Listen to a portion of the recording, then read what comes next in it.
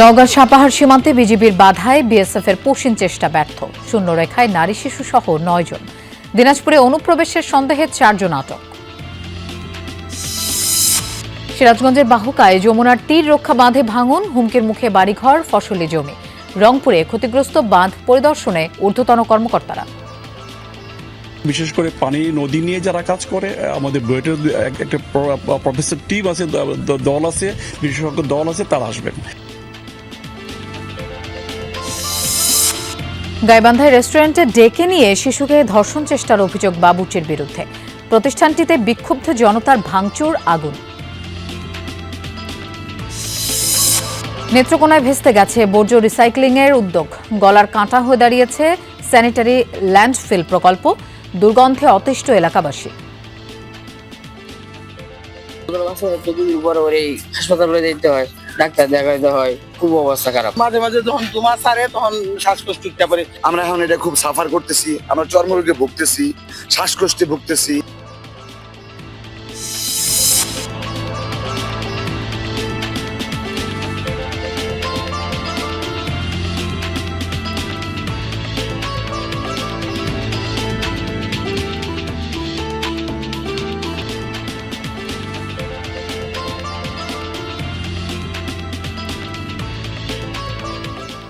শুভেচ্ছা, আমন্ত্রণ বিরতিহীন সংবাদ সারা দেশের আয়োজনে। আপনাদের সঙ্গে থাকছি আমি মৌসুমী আহমেদ লোপা। এতক্ষণ শিরোনাম দেখছিলেন। নওগাঁর সাপাহার সীমান্ত দিয়ে নারী শিশু সহ ৯ জনকে পুশিনের চেষ্টা করেছে ভারতের সীমান্তরক্ষী বাহিনী বিএসএফ। তবে এই তৎপরতা রুখে দিয়েছে বিজিবি। ঘটনার পর সীমান্ত এলাকায় টহল জোরদার করা হয়েছে। এদিকে দিনাজপুরের সীমান্তবর্তী গ্রামে ঘোরাফেরা করার সময় সন্দেহজনকভাবে এক নারী সহ ৪ জনকে আটক করেছে এলাকাবাসী। তবে বিজিবি বলছে এটি পুশিন না হলেও অনুপ্রবেশের ঘটনা হতে পারে। ভোর তখন ৪টা। দিনের শুরু না হতেই নওগাঁর সাপাহার সীমান্ত দিয়ে ৯ জনকে পুশিনের চেষ্টা করে ভারতীয় সীমান্তরক্ষী বাহিনী বিএসএফ। স্থানীয়রা জানায়, সাপাহার উপজেলার আদাতলা সীমান্তের ২৪৪ নম্বর পিলার এলাকায় তাদের পুশিনের চেষ্টা করা হয়।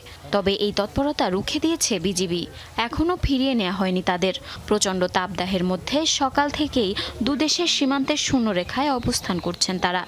সাধারণ জনগণ বিজিবির সামনে সহযোগিতা করে তাকে আটকে রেখেছি, আমরা নিব না, আবার যেভাবেই হোক তাকে ঘুরিয়ে দিব।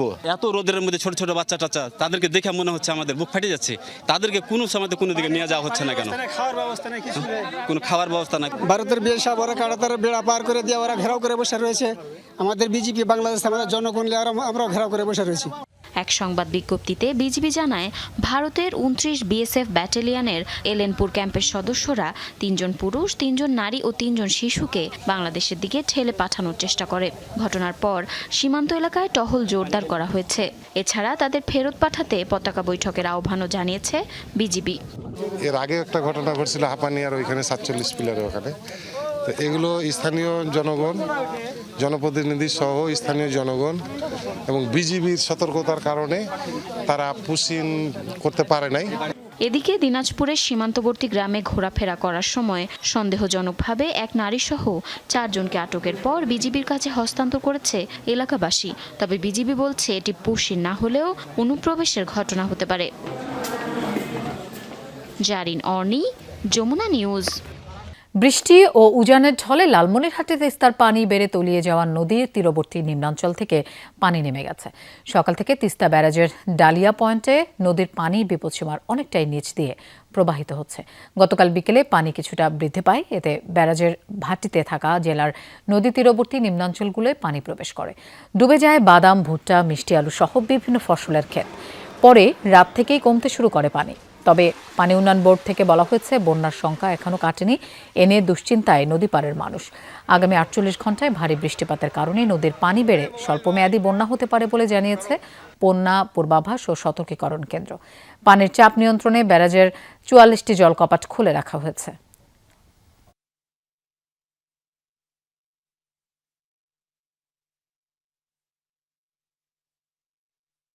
গত ২ দিন ধরে আমাদের লালমনিরহাট জেলায় এবং উজানে ভারী বৃষ্টিপাতের কারণে আমাদের তিস্তা নদীর পানি এবং ধলা নদীর পানির লেভেল ওঠানামা করতেছে। আগামী ৭২ ঘন্টায় দেশে এবং উজানে ভারী বৃষ্টিপাতের কারণে তিস্তা নদীর পানি বিপদসীমার কাছাকাছি বা উপর দিয়ে প্রবাহিত হতে পারে। এর ফলে নিম্নাঞ্চলে কিছু বন্যার সৃষ্টি হতে পারে। রংপুর গঙ্গাচড়ার মহিপুর তিস্তা সেতু রক্ষা বাঁধ এলাকা পরিদর্শন করেছে এলজিডি ও পানি উন্নয়ন বোর্ডের তদন্ত টিম। সকালে প্রতিনিধি দলটি ভাঙন কবলিত সেতু রক্ষা বাঁধটি পরিদর্শন করেন। এ সময় উজানে নদীর বিভিন্ন অংশ ঘুরে দেখেন তারা। পাউবো কর্মকর্তারা বলেন, ভাঙনের কিছু কারণ পাওয়া গেছে। 2 সপ্তাহের মধ্যে বুয়েটের বিশেষজ্ঞ দল নিয়ে আবারও সরেজমিন পরিদর্শন শেষে চূড়ান্ত সিদ্ধান্ত নেওয়া হবে। এর আগে গত রোববার সেতুরক্ষা বাঁধে ভাঙন ধরে। স্থানীয়দের অভিযোগ, গেল বছর ভাঙনের সময় জিও ব্যাগ না ফেলে বাঁশের পাইলিং করায় এবার এমন পরিস্থিতি দেখা দিয়েছে। এ নিয়ে যমুনা টেলিভিশনের প্রতিবেদনের পরে এলজিডি এবং পানি উন্নয়ন বোর্ড তদন্ত কমিটি গঠন করে।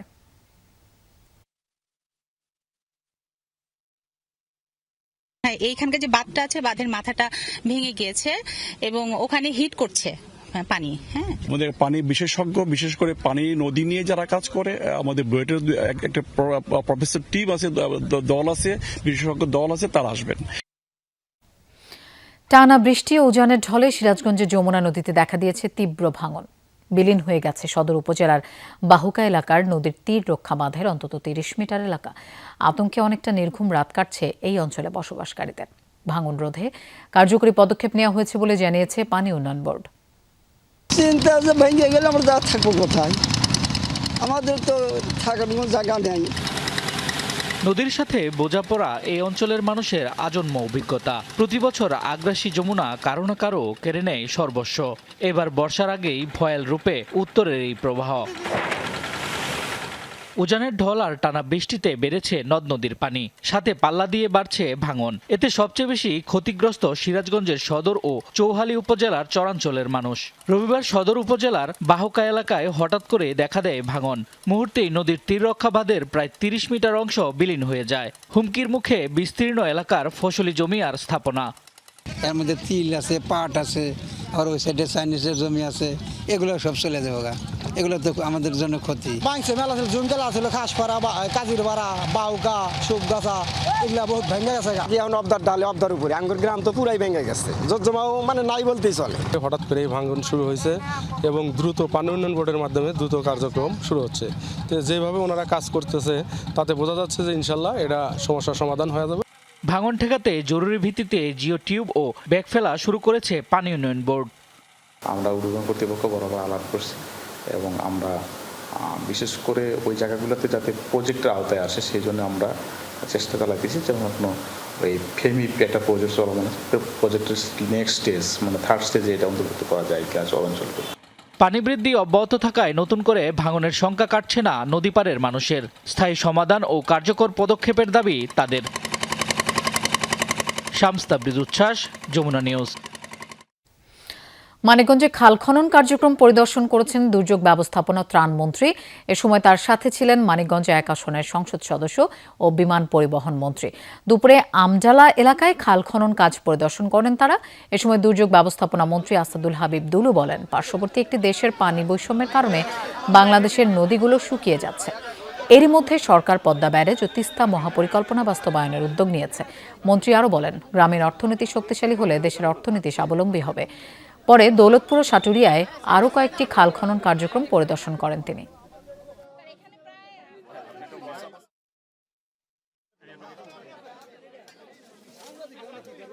দর্শক, কিছুক্ষণ আগেই আপনাদের জানাচ্ছিলাম নওগাঁর সাপাহারে 9 জনকে পুষিনের চেষ্টা করে ভারতীয় সীমান্তরক্ষী বাহিনী বিএসএফ। আমরা এই বিষয়ে সরাসরি জানবো। সাপাহার সীমান্ত থেকে আমাদের সাথে যোগ দিচ্ছেন সহকর্মী শফিক ছোটন।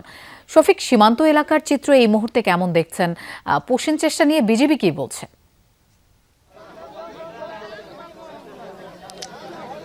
লোপা, এই সীমান্তে বেশ উত্তেজনা বিরাজ করছে। স্থানীয় লোকজন কিন্তু এরই মধ্যে এসে জড়ো হয়েছেন এবং তারা মুহুর্মুহ যে বিষয়টি নিয়ে উৎকণ্ঠার কথা জানিয়েছেন সেটি হচ্ছে যে গত কুরবানি ঈদের পর থেকেই সীমান্তে এই পুশিনের ঘটনা বেশ উদ্বেগ ছড়িয়েছে এবং এটি নিয়ে স্থানীয়রা যেমন বেশ উত্তেজিত এবং পাশাপাশি কিন্তু বিজিবি তারা কিন্তু টহল জোরদার করেছে এবং এই ধারাবাহিকতায় তারা সীমান্ত জুড়ে নিরাপত্তা ব্যবস্থা জোরদার করেছে, টহল জোরদার করেছে। কিন্তু এর মধ্যেই আজকে আবার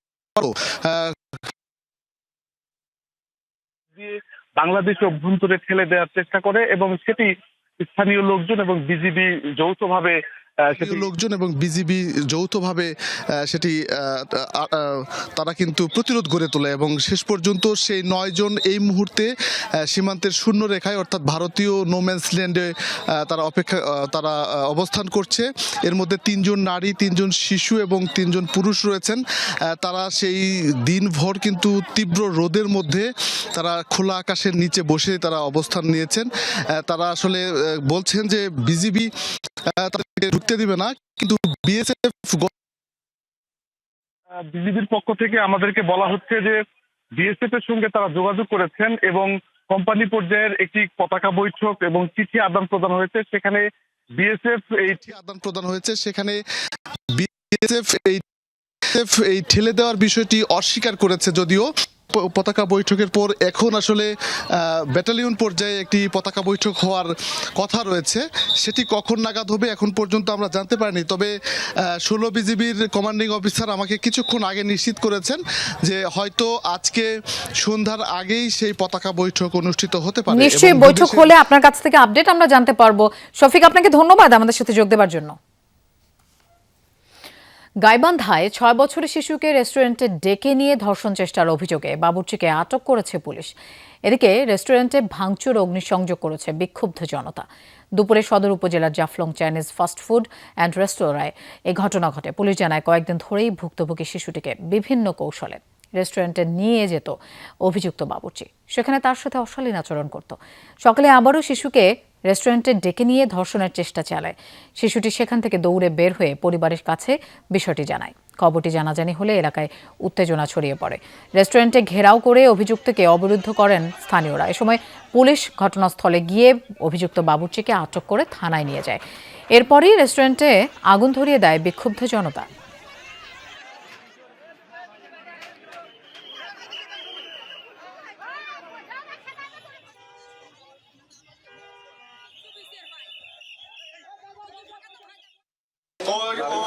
ওর ভাই ছোট ছোট তো ওর ভাই সুবাতে বসে আছি, কাস্টমার আছে, আমি আসি, কথা বলে নিচ্ছি। সে 10-12 দিন আগে ঘটনা।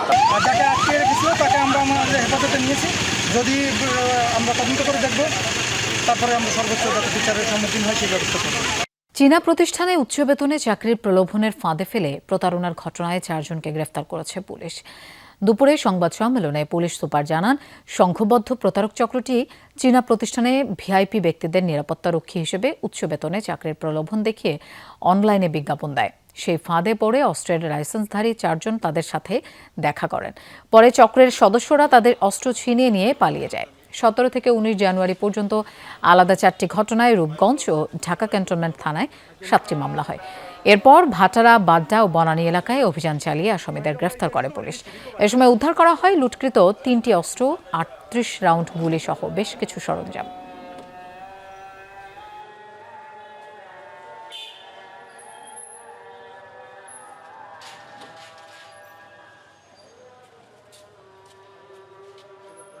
একশো কোটির মাথায় নিয়ে যেয়ে বলে যে তোর সব ইতিহাস জানি, তো তারপরে মরিচের গুঁড়োটা দিয়ে অস্ত্র নিয়ে গাড়ি নিয়ে চলে যায়। তারা অনলাইনে বিজ্ঞাপন দেয় যে যাদের অস্ত্র আছে তারা যেন তাদের সাথে যোগাযোগ করে তারা চায়না কোম্পানির যারা বিদেশি আছে তাদের বডিগার্ড হিসেবে নিয়োগ দেওয়ার জন্য এই বিজ্ঞাপনটা দিয়ে থাকে। পঞ্চগড় দেবীগঞ্জের পিআইও বাবুল চন্দ্র রায়ের ক্যালকুলেটরে হিসাব করে কমিশন নেয়ার ভিডিও ভাইরালের পর তার বিরুদ্ধে মুখ খুলতে শুরু করেছেন ভুক্তভোগীরা।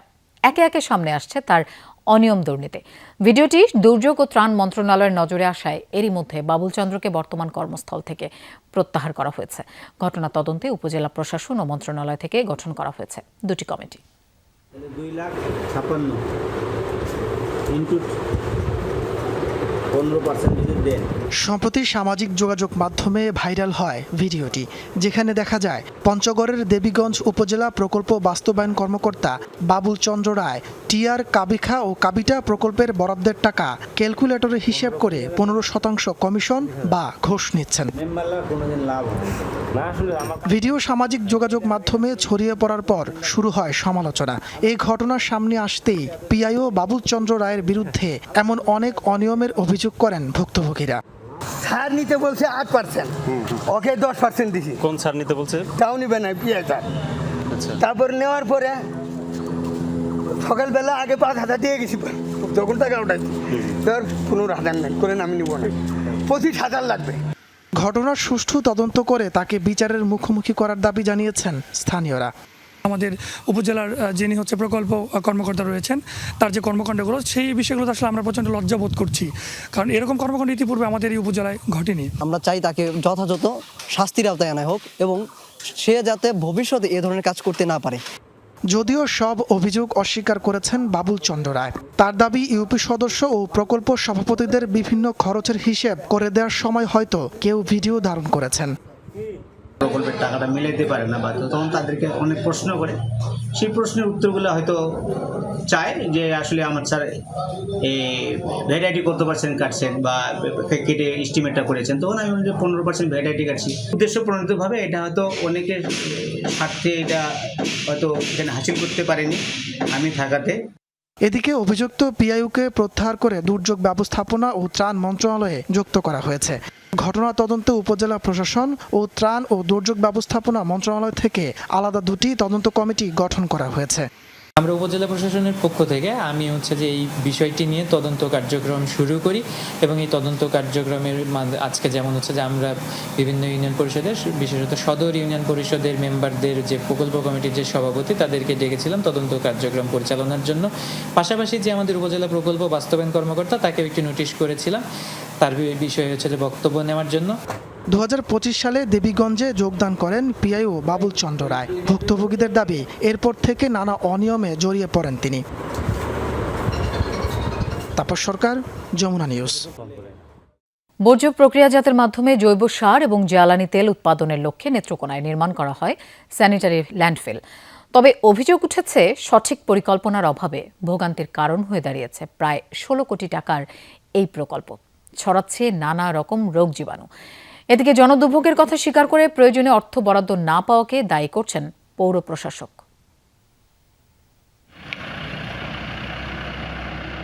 নেত্রকোনা পৌরসভার রাজুর বাজার এলাকা, বিভিন্ন ওয়ার্ডের বাসাবাড়ি থেকে প্রতিদিন বর্জ্য সংগ্রহ করে প্রক্রিয়াজাতের মাধ্যমে জৈব আর জ্বালানি তেল উৎপাদনের লক্ষ্যে নির্মাণ হয় স্যানিটারি ল্যান্ডফিল। তবে উদ্বোধনের মাত্র 1 বছরের মাথায় নানা ত্রুটির কারণে ভেস্তে যায় সেই প্রকল্প। স্থানীয়দের অভিযোগ, নির্মাণের আগে শোধনাগার থেকে কোনো দুর্গন্ধ ছড়াবে না বলে এলাকাবাসীকে আশ্বস্ত করে পৌর কর্তৃপক্ষ। তবে বর্তমানে আবর্জনার গন্ধে আশপাশের বাসিন্দাদের বসবাসী দায়ী হয়ে পড়েছে। মাছি টাছি মনে করেন ভাত খাইতারি না, তরকারি মাঝে হয়ে যা মাছি মাছ মনে যায় না, এই ময়লাটু হইতাছে। বাচ্চারা বদল বাসা 2 দিন পরে এই হাসপাতালে যেতে হয়, ডাক্তার দেখাইতে হয়, খুব অবস্থা খারাপ। 2022-23 অর্থ বছরে প্রায় 16 কোটি টাকা ব্যয়ে স্যানিটারি ল্যান্ডফিলটির নির্মাণ কাজ শুরু হয়। টার্গেট ছিল প্রতিদিন প্রায় 30 টন বর্জ্য রিসাইক্লিং এর। তবে এখন আবর্জনা পোড়ানোর পর বিষাক্ত ধোঁয়ায় দূষিত হচ্ছে পরিবেশ, ছড়াচ্ছে নানা রোগ জীবাণু। মাঝে মাঝে যখন তোমার সারে তখন শ্বাসকষ্ট উঠতে পারে, এটা তো কোনো কথা হইলো না ভাই। এইভাবে মানুষ মানে অত্যাচার করে, এটা একটা অত্যাচার আমাদের উপরে। আমাদের মতের বিরুদ্ধে গিয়ে করছে তারা। আমরা এখন এটা খুব সাফার করতেছি, আমরা চর্মরোগে ভুগতেছি, শ্বাসকষ্টে ভুগতেছি। রাস্তাটা দিয়ে শত শত গাড়ি প্রতিদিন আসে, রাস্তাটা পর্যন্ত করলো না। ভোগান্তির কথা স্বীকার করে জনদুর্ভোগের জন্য প্রয়োজনীয় অর্থ বরাদ্দ না পাওয়ার বিষয়কে দায়ী করেন পৌর প্রশাসক। বরাদ্দ পেলে সংকট নিরসন হবে বলেও আশা তার। দুর্গন্ধ ছড়াচ্ছে, যদিও আমরা এখানে রাখার পরে বিভিন্ন ওয়েতে এটাকে আমরা ডিকম্পোজ করতেছি, ডিগ্রেডেশন করতেছি, কিন্তু আসলে এই প্রজেক্টটা যদি সাপোর্টিং প্রজেক্টগুলো আসে, আশা করি এটা সারা বাংলাদেশের মতো নেত্রকোনায় একই অবস্থা। তা আশা করি পরবর্তী যে প্রজেক্ট, সাপোর্টিং প্রজেক্টটা আসলে আমরা আরও সুন্দরভাবে এই নেত্রকোনার জনগণকে সেবা দিতে পারবো। ভোগান্তি কাটাতে দ্রুত সময়ের মধ্যে পদক্ষেপ নেবে সংশ্লিষ্ট কর্তৃপক্ষ, আশা এলাকাবাসীর। সাইফ আহমেদ, যমুনা নিউজ। আর একদিন পরেই পবিত্র আশুরা। রাজধানীর বাইরে আশুরার অন্যতম বড় আয়োজন থাকে মানিকগঞ্জের গড়পাড়া ইমামবাড়িতে। কারবালার শোক ও ত্যাগের স্মরণে হাজারো মানুষের পদচারণায় মুখর হয়ে উঠবে ইমামবাড়ি। তবে সেই আয়োজনের আড়ালে চলছে নিঃশব্দ প্রস্তুতি। শত বছরের ঐতিহ্যকে ধারণ করে আবারও প্রস্তুত হচ্ছে প্রাচীন ইমামবাড়ি।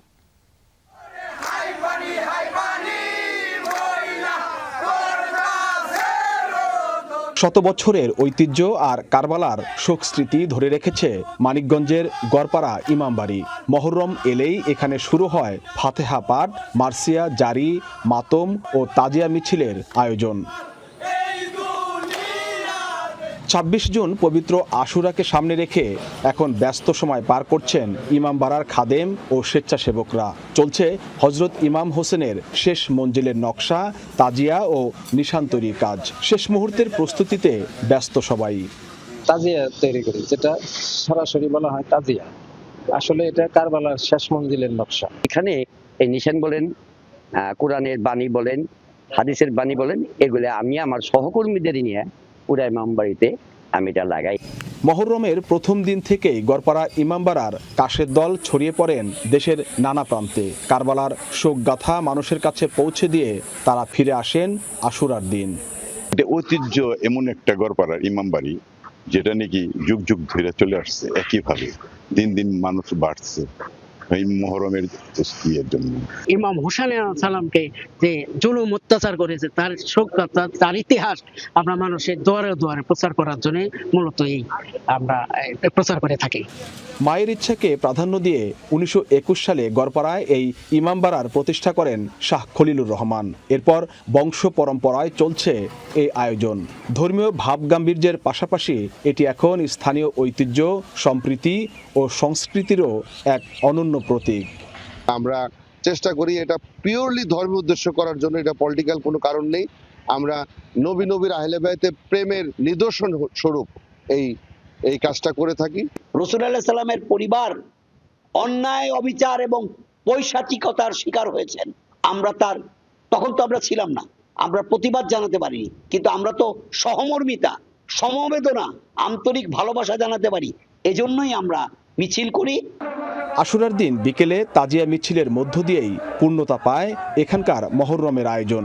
হাজারো মানুষের অংশগ্রহণে শোক মিছিল গড়পাড়া থেকে মানিকগঞ্জ শহরে গিয়ে শেষ হয়। স্থানীয়দের দাবি এটি দেশের অন্যতম বৃহৎ তাজিয়া মিছিল। BM Khorshed, Jamuna News, Manikganj. দর্শক, এই ছিল সংবাদ সারা দেশের আয়োজনে। এতক্ষণ সাথে থাকার জন্য ধন্যবাদ সবাইকে।